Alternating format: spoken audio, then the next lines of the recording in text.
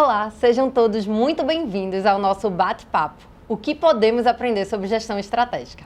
É um grande prazer ter você aqui nos assistindo. Eu sou Renata Celaro, gerente de projetos no CESA e coordenadora da especialização em gestão para organizações do futuro, o TIO. Estou muito animada para conduzir essa conversa com um dos maiores especialistas em inovação e tecnologia do Brasil, Silvio Meira. Silvio é um nome de peso quando falamos em inovação e tecnologia. Ele é um dos fundadores do Porto Digital, do CESA, é cientista-chefe da TDS Company, conselheiro do board de várias empresas e também idealizador da especialização em gestão para organizações do futuro, TIO, um curso que habilita líderes a enfrentarem desafios da era digital. Silvio, é um prazer estar com você. Também, Renata. Obrigado. Bom, Silvio, vamos lá. Antes da gente falar exatamente sobre gestão estratégica, eu acho importante a gente entender, né, através das tuas palavras, o que é estratégia, né? Temos aí o seu livro, né, o que é estratégia, já com esse nome. Eu li, inclusive, achei super interessante a forma que ele é escrito ali, bem... Legal. E aí, queria entender de você, em poucas palavras, o que é estratégia. Essa é a primeira frase do livro, né, Renata? Está lá escrito. O livro foi escrito para comemorar os 100 anos de um dos livros mais impressionantes escritos no século XX, né, que é o Tratado Lógico-Filosófico do Ludwig Wittgenstein, uma data que infelizmente não foi comemorada no Brasil como deveria. E eu resolvi escrever esse livro no mesmo estilo do Tractatus, como é chamado popularmente, para homenagear o Wittgenstein. Então, a primeira frase do livro, a frase número 1, elas estão numeradas lá, exatamente como Wittgenstein numerou, diz que estratégia é o processo de transformação de aspirações em capacidades. Estratégia não é uma lista de aspirações. Estratégia é um processo que transforma aspirações, que é tudo aquilo que você quer ser, ter ou fazer, em capacidades, que são as competências, os saberes, as habilidades, o saber fazer, e os recursos, essa combinação de competências, habilidades e recursos é o que você precisa estruturar nesse processo de transformação para você realizar as suas aspirações. Essa definição é uma definição abstrata, ao mesmo tempo que ela é operacional. Ela é detalhada no livro, o que é estratégia, que está à venda, é só procurar na internet que ele aparece, mas ela é detalhada também o tempo todo no TIO, que é sobre tecnologia, economia, administração e liderança. Ou se a gente quiser, tecnologia, estratégia, administração e liderança. Porque estratégia, quando a gente olha para mercados, define as competências e habilidades e recursos econômicos do negócio no mercado, que é uma economia, para a gente participar competitivamente dele. E eu acho que a gente precisa repensar no Brasil como é que a gente descreve, como é que a gente escreve e como é que a gente realiza estratégia. O Brasil pensa muito no curto prazo, as empresas pensam muito no curto prazo. Os líderes que deviam cuidar da estratégia das operações, eles cuidam das operações. Quando você olha para as pessoas e diz, eu sou responsável pela estratégia aqui. Aí quando você pergunta o que ele ou ela fazem, eles estão lá embaixo, guiando as pessoas nos seus micromovimentos. E as pessoas estão lá executando algoritmos. Faz isso, faz isso, faz isso, faz isso, faz isso, faz isso. E ficam repetindo aquilo.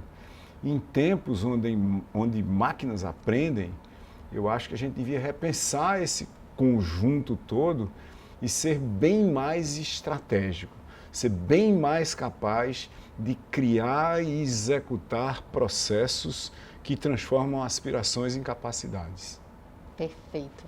E eu acho que isso já traz um pouco desse grande diferencial, né, do que é fazer uma gestão, como a gente sempre fez, né, como a gente vem fazendo, inclusive, desde a era industrial. Eu vejo muito que a gente hoje já está há um tempo, né, Silvio, no seu e-book você mostra ali que são já mais de 50 anos da revolução digital. Então, a gente ainda assim faz uma gestão muito pautada no modelo industrial. E aí eu queria que tu trouxesse um pouquinho para o pessoal qual é a principal diferença dessa gestão estratégica hoje nesse mundo digital que a gente vive. Veja, tem uma grande transformação que vem acontecendo nos últimos 50 anos, quando a gente olha de forma larga, né, de quando a gente começa a usar fundações digitais para construção e execução dos processos de negócios, mas principalmente nos últimos 30, chega ali a internet em 1995, quando o digital vira rede digital. Quando você, por exemplo, consegue reestruturar o que era cadeias de valor nas teorias que são oriundas da Revolução Industrial em redes de valor. Quando você rearticula os mercados como sendo comunidades habilitadas por plataformas. E aí tudo começa a virar rede. Os agentes nos mercados começam a falar todos entre si, não só os que fornecem para você, que encapsula um produto ou serviço que vai ser entregue para alguém, mas quem demanda e quem usa esse produto está articulado também. E a gente continua usando arquiteturas de criação de valor e organizações que estruturam como funções de negócios essas arquiteturas, a gente continua usando silos de pirâmides de camadas de poder oriundas da Revolução Industrial para competir em mercados que são planos e em rede. Tem umas coisas interessantes nisso. Quando você usa distribuição em rede como mecanismo de articulação das estratégias dos negócios, os problemas, quando acontecem nas bordas, porque são as bordas dos negócios que falam com as pessoas como clientes, quando a organização é em rede, toma decisão nas bordas, se a gente arredondar, a taxa de sucesso dos projetos é alguma coisa da ordem de 70% em números redondos. Quando a gente usa pirâmides de poder e você começa a levar muito tempo para tomar uma decisão sobre como resolver um problema que está acontecendo na borda, ou seja, no ponto de contato entre pessoas como clientes e pessoas como fornecedores, a taxa de sucesso dos projetos cai para 20%. Como é que uma organização sobrevive com uma taxa de sucesso de 20%? Não sobrevive. Então, o que está acontecendo agora? Agora está acontecendo uma grande transformação. As organizações que insistirem em silos de pirâmides de camadas de poder, manda, faz. Na realidade, não é assim, né? A gente sabe que é faz reunião, trabalha. Então, tem uma galera que trabalha e todo o resto da pirâmide faz reunião. O que a gente precisa é mais gente trabalhando. E uma parte dessa galera trabalhando e articulando e orquestrando a estratégia, que é esse processo mágico de transformar o que a gente quer fazer no fazer o que a gente quer, mudando só a ordem das palavras. Os negócios que não conseguirem fazer essa transformação de hierarquias para redes, eles não vão sobreviver, o que é muito bom para todo mundo, inclusive para quem não vai sobreviver como negócio. Por quê? Porque aí você libera uma energia criativa, você libera uma energia imensa para executar os negócios do futuro. Essa é a transição que a gente está vivendo. E ela é fundamental para as pessoas, para as organizações, e ela é a raiz dessa história toda do TEAL. Né? O que tecnologia, economia e estratégia, administração e liderança tem a ver com e qual é o tipo de tecnologia, economia, administração, liderança e estratégia que tem a ver com organizações do futuro, que não é daqui a 10 anos, é há alguns anos já. É um futuro que já aconteceu, ele já é o presente. E é isso que a gente discute o tempo todo no TEAL. Perfeito, Silvio. E aí, no teu livro, né, você fala bastante também sobre o Fistal e as 3 dimensões do Fistal. O que é que um interessado, uma pessoa aí que está interessada em fazer o curso do TEAL vai entender sobre essas 3 dimensões do Fistal? Veja, no passado, se você quisesse vender alguma coisa, você botava uma loja na rua, certo? Uhum. Tem inclusive umas ruas bem preservadas da história, como a Via da Abundanza, em Pompeia, que mostram isso. Né? A Via da Abundância, né? Uma rua lá, você ia lá e botava um restaurante. Aonde? Na rua principal. Até hoje na Inglaterra, a rua principal de todas as pequenas cidades se chama High Street, né? A Rua Alta, que era onde ficavam as principais lojas da cidade de qualquer coisa. Então você ia lá e botava uma loja. Se você quisesse aprender alguma coisa, você tinha que ir para um prédio onde tinha aulas. Se você quisesse fazer uma consulta médica, você tinha que ir para um lugar físico onde tinha um médico. O que código em rede fez? A internet move código. Ela não só move vídeos do TikTok, ela move código. Quando ela move código de um ponto a outro, eu escrevo um código aqui e faço com que esse código, se movendo para outro ponto, ele encante nesse segundo ponto uma coisa que eu escrevi no primeiro. Então, eu sou, por exemplo, uma loja, mas eu escrevo a minha loja em código. Quem não vem na minha loja, leva a loja para lá, clica num botão, a loja aparece lá e se encanta. Então, a dimensão digital que a gente criou em rede, ela faz com que a gente abstraia o espaço físico de uma maneira virtual. Eu tenho lojas virtuais, eu tenho cinemas virtuais, eu tenho consultórios virtuais, eu tenho escolas virtuais nessa dimensão digital do espaço digital. O digital também em rede, ele virtualiza as relações físicas nossas, ou nossas com empresas ou instituições de qualquer tipo. Por exemplo, a gente não precisaria estar no mesmo espaço físico gravando agora, não é? A gente podia estar a 1000 quilômetros de distância e a gente está gravando aqui dentro do prédio do César para mostrar como o César é bonito. Mas a gente não precisaria estar aqui. Por quê? Porque isso podia ter sido virtualizado também.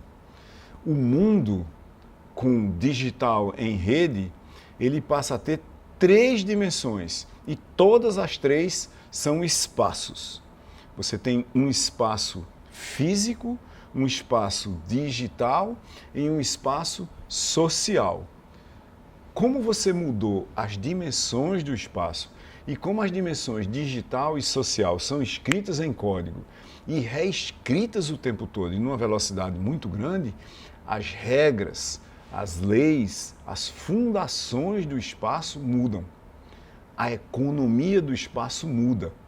Tanto que, se você olhar para as 50 maiores empresas do mundo, medidas por bolsas de valores, as maiores empresas do mundo não são físicas. Quase todas são digitais e sociais. E algumas são figitais. Tem um componente físico, um componente digital e um componente social. A economia mudou a ponto que as maiores empresas do mundo hoje estão no eixo digital ou no eixo social do espaço digital. Elas não são empresas físicas. E isso não tem volta. Isso não tem volta, porque é uma ruptura.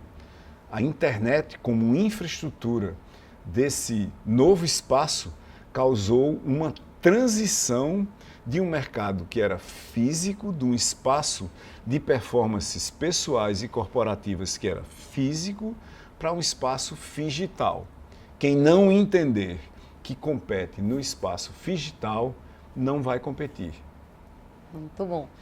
E aí, Silvio, olhando para essas dimensões, né, e toda essa provocação que a gente está fazendo aqui, os gestores que vão buscar o TIO sempre nos perguntam também sobre como foi que surgiu a inquietude para a gente idealizar o TIO.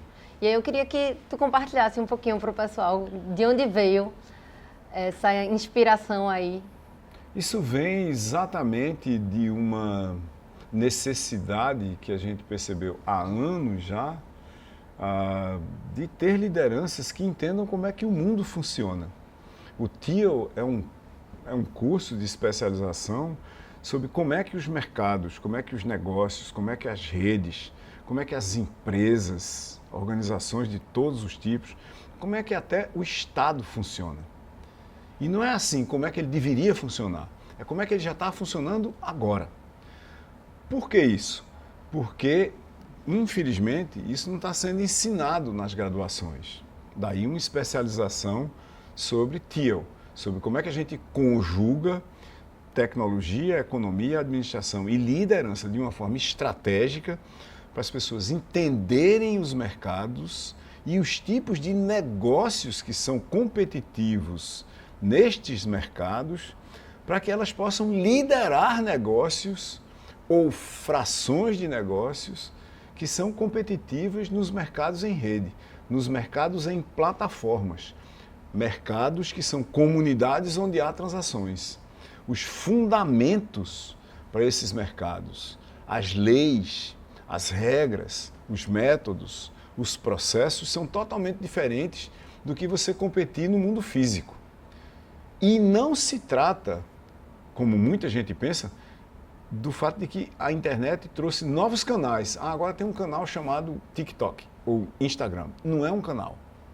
Existe uma dimensão nova no espaço para a gente competir. Nesse caso de TikTok e Instagram, eles estão no espaço social, que é uma dimensão do espaço digital como um todo.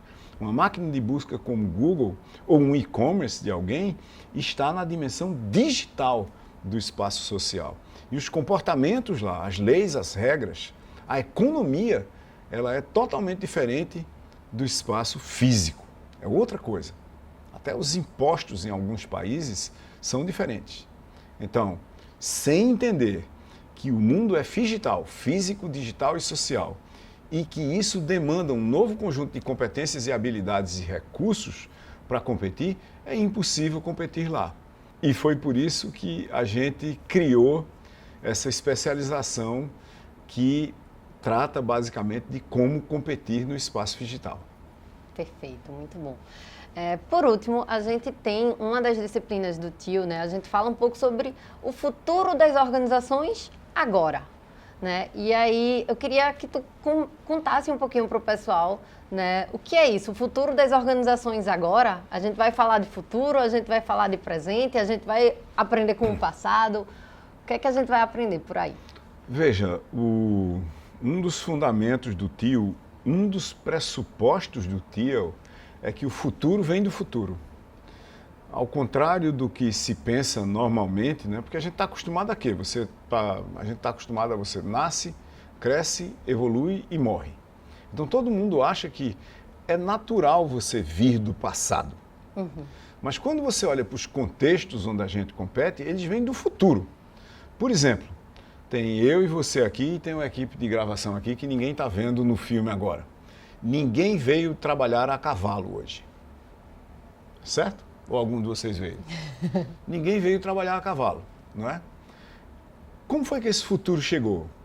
Todo mundo ia trabalhar a cavalo, certo? Aí apareceu uma coisa do futuro chamada motor à explosão, em 1883. Aí, um conjunto de empreendedores começou a experimentar as possibilidades do que fazer com o motor à explosão. Como se sabe, isso acabou levando ao automóvel. O automóvel não veio do passado, ele não é uma evolução da carroça, nem da diligência ou da carruagem. Ele vem do futuro, ele é uma nova arquitetura de mobilidade, habilitada por uma tecnologia chamada motor à explosão. Levou 30 anos entre você criar o motor à explosão e alguém aprender a fazer automóveis em escala. 30 anos é exatamente em 1883, a primeira fábrica de Ford, em 1913. 30 anos. O futuro chegando e o pessoal continuando fazendo carroça. Carroça, carroça, carroça. E de repente as carroças desapareceram. Elas não desapareceram nem de repente, nem por passe de mágica. As carroças e as carruagens sumiram ali nos anos 1920, mais ou menos, porque, vindo do futuro, paulatinamente, experimentalmente, em laboratórios, em experimentos controlados, nas startups da época, startup não é nenhuma novidade, tinha uma galera aprendendo com a chegada paulatina do futuro a fazer automóveis. O futuro é um conjunto de experimentos que a gente pode conduzir. A gente pode criar nos negócios de agora espaço-tempo para o futuro. Os líderes do presente, que são apenas, na sua vasta maioria, gerentes, eles não têm tempo para pensar no futuro. Eles passam o tempo todo executando o presente, em negócios que não têm nem processos, nem métodos, nem plataformas. Quem diria teorias? Quase ninguém tem uma teoria do seu negócio. A gente precisa de líderes que tenham teorias, métodos, processos e plataformas para eles terem tempo de prescrutar, ir lá na frente e pensar quais são os possíveis futuros do meu negócio, quais são os possíveis futuros do meu mercado, ou quais são os possíveis futuros se esse mercado aqui não existir. Veja, o mercado de mobilidade de tração animal, ele demandava, por exemplo, nas cidades, grandes quantidades de capim, não é? Verdade. Você não mandava seu cavalo para o interior para ele se alimentar, para ele voltar no outro dia. O capim tinha que vir para a cidade. Já faz algum tempo que eu não vejo um caminhão de capim chegando no Recife para alimentar absolutamente nenhum cavalo. Eu acho que os últimos caminhões de capim são mais ou menos da década de 30 aqui. Então faz 100 anos que eles não acontecem aqui. Para onde foi o mercado de capim? Para lugar nenhum, ele desapareceu, tá certo? Mas apareceu um mercado de combustível. Da onde foi que esse mercado veio? Por que que os fornecedores de capim não enxergaram esse mercado? Porque eles não estavam procurando por ele. Eles estavam otimizando quem? O capim, o transporte de capim, a resistência do capim, a escala da plantação do capim, a produtividade por hectare do capim e assim por diante.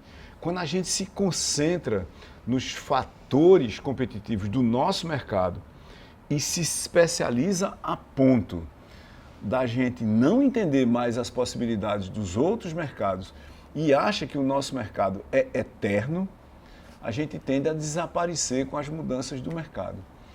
Então não tem nenhum mistério, na realidade, da gente pensar o futuro. O futuro está chegando no presente o tempo todo. O presente é uma máquina de consumir possíveis futuros.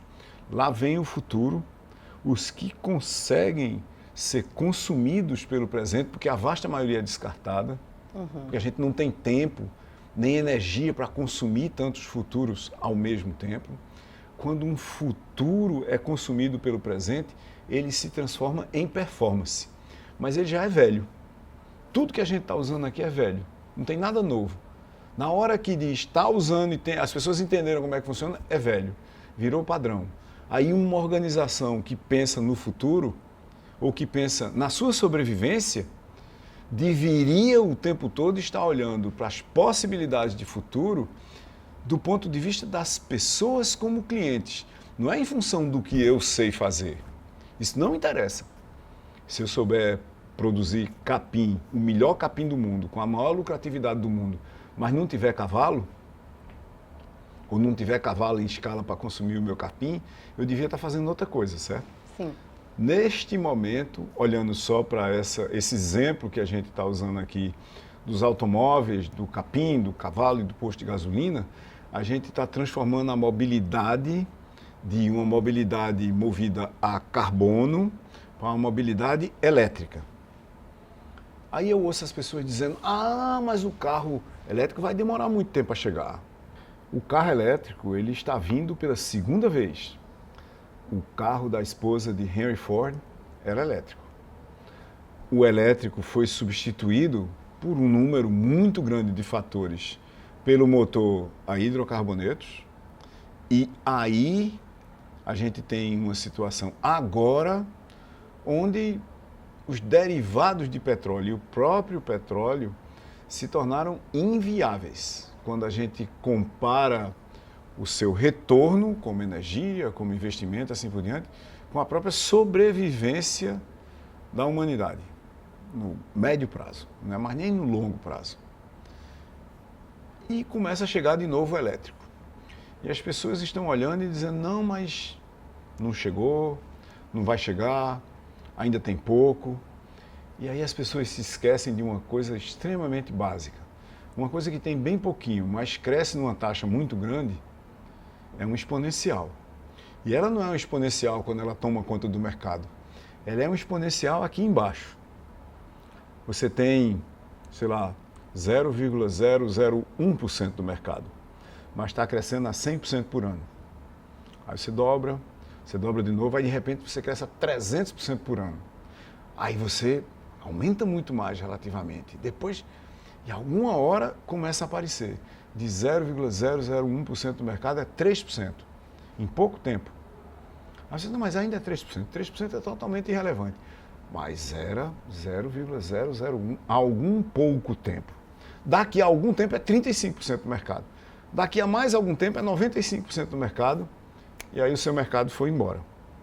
O futuro, ele vem do futuro o tempo todo. E ele é inevitável, ele tem um endereço certo. O futuro vem para o presente. E o passado não tem endereço nenhum no futuro. Quase todos os passados morrem no presente. Quase todos. Eu não conheço quase nenhum que sobreviveu.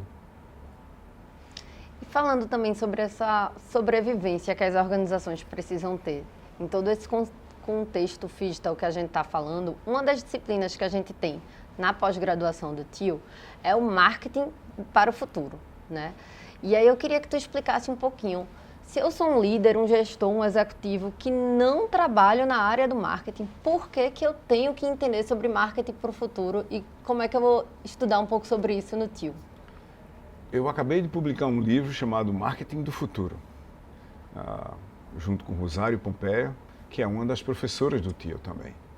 Nesse livro, que é chancelado por Philip Kotler, que é o chamado pai do marketing moderno, Kotler diz exatamente lá que, do nosso ponto de vista, toda a organização é de marketing. Todas as facetas e funções organizacionais são funções de marketing.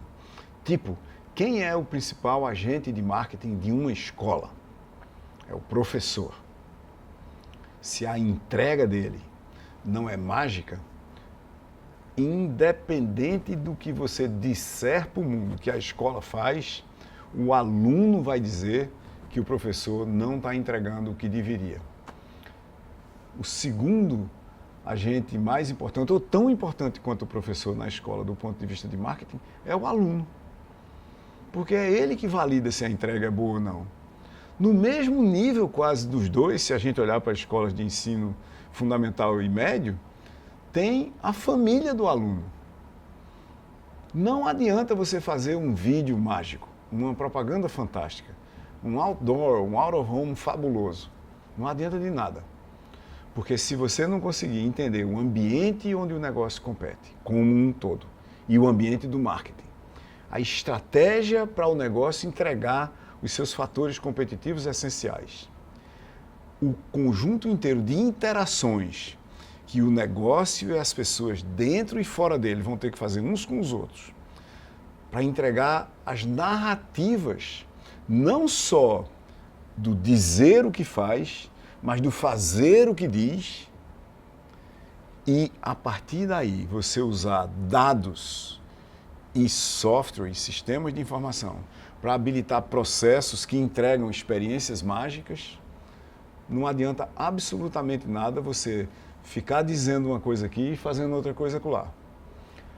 Para a gente do marketing do futuro, do livro Marketing do Futuro, o negócio inteiro é de marketing. O CEO tem que entender de marketing, porque marketing, segundo Platão, é a teoria geral dos mercados e da participação dos negócios nos mercados. Isso é Platão há mais de 2000 anos, a gente não inventou isso. O que a gente está dizendo e diz e reafirma no livro Marketing do Futuro e no curso de Marketing do TIO é que ou o negócio inteiro é de marketing ou ele não vai competir em mercados, em plataformas. Na realidade, esses exemplos não são coisas do futuro. A gente chama de marketing do futuro, mas ele é agora também. O futuro é agora. Quando você olha, por exemplo, para operações como Pinduoduo na China, para Meesho na Índia, são operações integralmente de marketing. Você categoriza como marketplaces de varejo, porque você compra e eles entregam produtos a partir de lá, mediados por eles. Mas quando você estuda a estrutura, a estratégia, as operações, as interações desses negócios, você vê que eles são negócios 100% de marketing. foram criados como marketing e, por acaso, eles são marketplaces. O marketing do futuro integra todas as funções de negócio e de marketing de forma absolutamente fluida. Eles se confundem dentro de um mesmo arcabouço teórico, metodológico, prático e pragmático para resolver os problemas dos negócios nos mercados, em plataformas agora. Então, Silvio, diante de tudo isso, o aluno ou a aluna que escolher a pós-graduação TIO, ela vai estar sendo preparada para todo esse contexto da era digital que a gente vive agora e esse futuro que já está acontecendo nas organizações.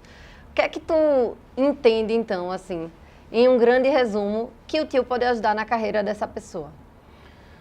TIO é um conjunto de fundações absolutamente essenciais para a performance de pessoas que querem ter carreiras, que querem competir, que querem criar negócios, que já têm carreiras e querem continuar produtivas e competitivas nos mercados digitais. A insistência da gente é que todos os mercados são digitais. Não tem mais nenhum que não seja. Quase todos os negócios são habilitados por plataformas. Os que não forem, não existirão. Existe uma transição de uma economia industrial para uma economia digital habilitada por plataformas. Quem não entender isso, seja empresa, seja pessoa, seja regulador de mercados ou qualquer coisa, está fora do universo das performances do presente no espaço digital. TIO é o conjunto de infraestruturas conceituais essenciais para competir, seja como profissional, como indivíduo, como organização, como negócio, nos mercados digitais. É só isso e, ao mesmo tempo, é tudo isso. Muito bom, Silvio. Acho que agora com essa a gente encerra. Queria agradecer mais uma vez tua participação nesse nosso bate-papo. Agradecer também por ser um dos nossos professores na pós-graduação do TIO e os alunos ali que estiverem com a gente com certeza vão aprender muito mais do que a gente já conseguiu aprender hoje aqui contigo. Muito obrigada. Obrigado, um prazer. Pessoal, muito obrigada a vocês que nos assistiram até aqui. Esse é só um gostinho de tudo que vocês podem ver na nossa pós-graduação TIO. Então fica o convite para vocês serem nossos alunos nessa próxima turma. Até lá!